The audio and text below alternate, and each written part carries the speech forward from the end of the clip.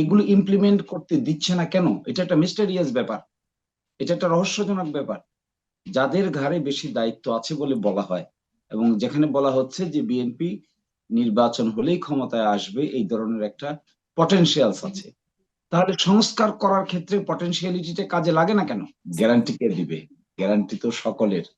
এই সরকার তো আর একা গঠিত হয় নাই, আমরাই তো সরকারের লোকদেরকে ডেকে নিয়ে আসছি।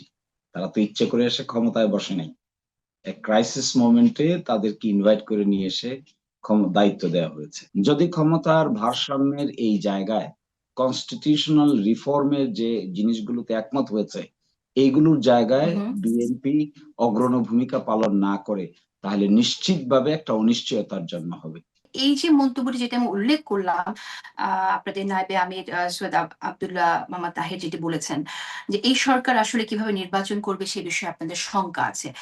এই সরকার যদি নির্বাচন দিতে না পারে তাহলে পরিস্থিতি যে আরো অস্থিতিশীল হয়ে উঠবে না, সেটার কি গ্যারান্টি? গ্যারান্টি কে দিবে? গ্যারান্টি তো সকলের।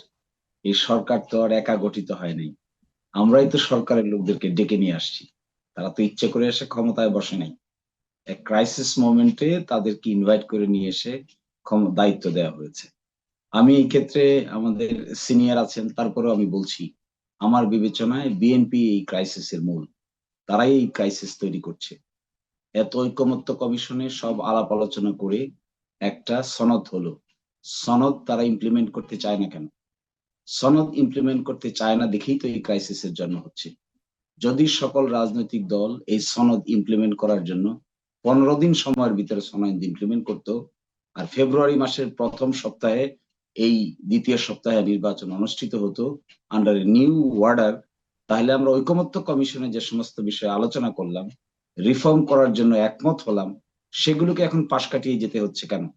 কেন এই কথা বলা হচ্ছে না? কেন এই কথা বলা যাচ্ছে না সাহস করে যে চলুন আমরা সবাই সনদেও স্বাক্ষর করি এবং এটার আইনি ভিত্তি দেই, অ্যাকর্ডিংলি নতুন সিস্টেম অনুযায়ী আমরা নির্বাচনে অংশগ্রহণ করি, নতুন পার্লামেন্ট গঠিত হোক। এটি তো অতীতে করেছেন তারা, এখন কেন করতে চান না?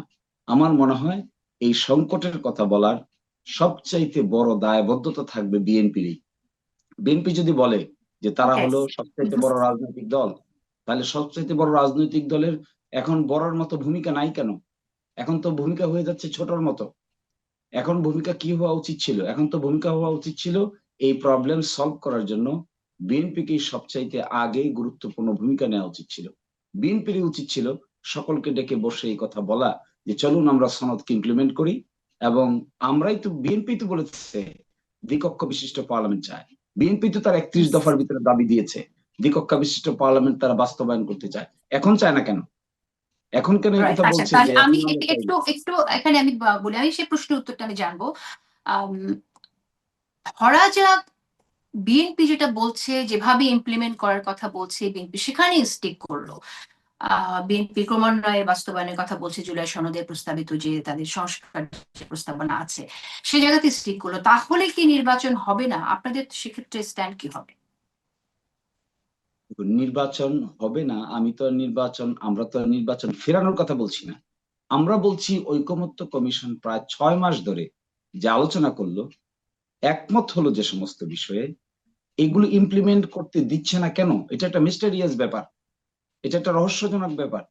যাদের ঘাড়ে বেশি দায়িত্ব আছে বলে বলা হয়, এবং যেখানে বলা হচ্ছে যে বিএনপি নির্বাচন হলেই ক্ষমতায় আসবে, এই ধরনের একটা পটেনশিয়ালস আছে, তাহলে সংস্কার করার ক্ষেত্রে পটেনশিয়ালিটিটা কাজে লাগে না কেন? কেন ওকে, এখন আমি পটেনশিয়ালিটিটা আবার কাজে আমার লাগানো হচ্ছে প্রশ্নটা না? আবারও যদি রিপিট করি, আমার প্রশ্নটা সেটা হচ্ছে যে জুলাই সনদের বাস্তবায়নের জায়গায় বিএনপির যে প্রস্তাবনা আছে, বিএনপি যদি তাদের সেই জায়গা থেকে সরিয়ে না যায় তাহলে কি জামাত ইসলাম নির্বাচনে অংশগ্রহণ করবে না? আপনারা তো জুলাই দেখুন, সনদের ভিত্তিতে নির্বাচনে যেতে চাইছেন, যদি সেটা না হয় তাহলে জামাত ইসলাম কি করবে? আপনি কি নতুন, আপনি আপনি যে, আপনি তো একজন সিটিজেন, আমিও একজন সিটিজেন, সিনিয়র একজন সিটিজেন, তাহলে আমরা যে এখানে বসে যে আলাপ আলোচনা করেছিলাম এতদিন ধরে ঐকমত্য কমিশনের, এসব কি ব্যর্থ? এসব কি আউট অফ ট্র্যাক? এসব কি আমরা স্রেফ চা খেয়েছি? নাকি আমরা ঐকমত্য কমিশনে আলাপ আলোচনা করে নতুন রাষ্ট্র গঠনের স্বপ্ন দেখেছি? এই স্বপ্নটা বাস্তবায়ন করতে না চাওয়াটা কি একটা কৃপণতা নয়?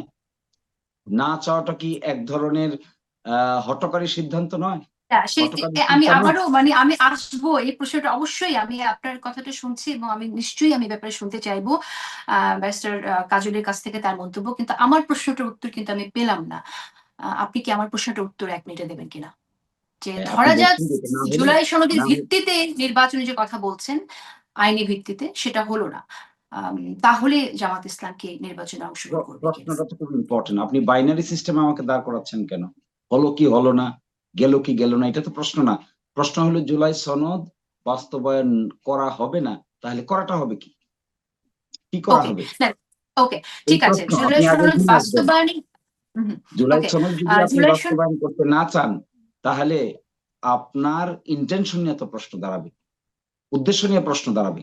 আপনি মূল তাহলে এই আর্গুমেন্ট সেখানে করবেন, সেই আর্গুমেন্ট না করে ওকে, আপনি যদি এটাকে বাইপাস করে যান, তাহলে আপনি তো ক্রাক্স অফ দি আর্গুমেন্টকে কোনোদিনই অ্যাড্রেস করতে পারবেন না। আমি সেই আর্গুমেন্টের জায়গায় আসবো, আমি আপনাকে বলেছিলাম। ঠিক আছে, তার আগে আপনার কাছে বক্তব্য চেয়েছি। আম, আমি বুঝতে পারছি যে আপনি চাইছেন না এই বিষয়ে কোনো অ্যান্সার করতে, এবং আপনি আপনি ওইটাই চান যে জুলাই সনদের আইনি ভিত্তিতে আমি চাচ্ছি নির্বাচনটা না, না হোক। আপনার প্রশ্নটা ব্যারিস্টার, বলছেন, আমি চাওয়া না চাওয়া প্রশ্ন না, প্রশ্নটা হলো আপনি বলতে চাচ্ছেন জুলাই সনদ বাস্তবায়ন হবে না, তাহলে কি হবে? তাহলে জামাত ইসলামী ইলেকশন করবে না, কি করবে না?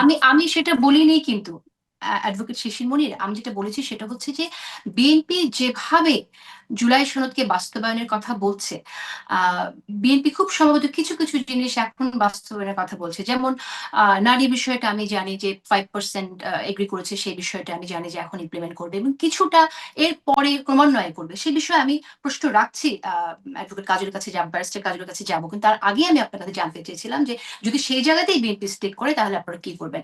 এনিওয়েজ, আমি যদি আসবো যদি আবার আপনার ক্ষমতা, কাছে। শুনুন, ব্যারিস্টার, উত্তরটা শুনে নেন। যদি ক্ষমতার ভারসাম্যের এই জায়গায় কনস্টিটিউশনাল রিফর্মের যে জিনিসগুলোতে একমত হয়েছে, এইগুলোর জায়গায় বিএনপি অগ্রণী ভূমিকা পালন না করে, তাহলে নিশ্চিতভাবে একটা অনিশ্চয়তার জন্ম হবে। কে ইলেকশনে যাবে, কে ইলেকশনে যাবে না, সেটা বলার সময় এখনো হয়নি, কিন্তু এটাকে কেন্দ্র করে একটা আনসার্টেনিটি বিল্ড আপ হচ্ছে দেশে। এই গট ইট। আনসার্টেনিটির সুযোগ সকলেই নিতে চাইবে।